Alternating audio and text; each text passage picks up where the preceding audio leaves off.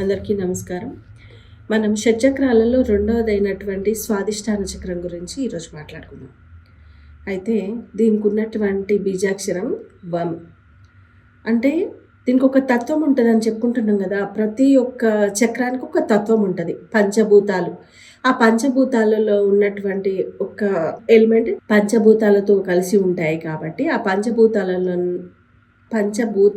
ఉన్నటువంటి ఎలిమెంట్ నీరు, అంటే వరుణుడు.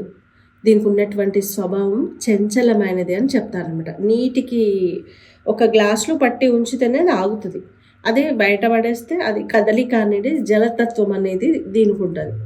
కనుక దీనికి వమ్ అనే బీజాక్షరాన్ని యూజ్ చేస్తూ దాన్ని ఉపాసన చేయాల్సి ఉంటుంది.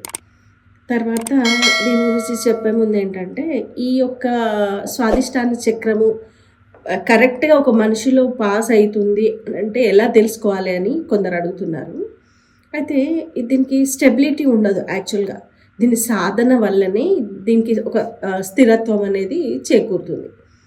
అంటే ఒక మనిషిని ఎట్లా గుర్తుపట్టాలంటే, మనిషి చంచలమైన వాడు. ఈ యొక్క స్వాదిష్టాన చక్రం యాక్టివేట్ అయినప్పుడు, యాక్టివేషన్లోనే ఉంటాయి అన్ని చక్రాలు, ఒకదానికొకటి ఆధారపడి ఉంటాయి. యాక్టివేషన్లోనే ఉంటుంది, కానీ దాని తత్వం ఎప్పుడైతే తగ్గుతుందో చంచలం అవుతారనమాట మనుషులు. అంటే స్థిరత్వం ఉండదు మనుషులకి. ఇప్పుడు ప్రొద్దున ఒకటి మాట్లాడతారు, మధ్యాహ్నం కల్లా వాళ్ళ యొక్క అభిప్రాయం మారిపోతుంది అనమాట.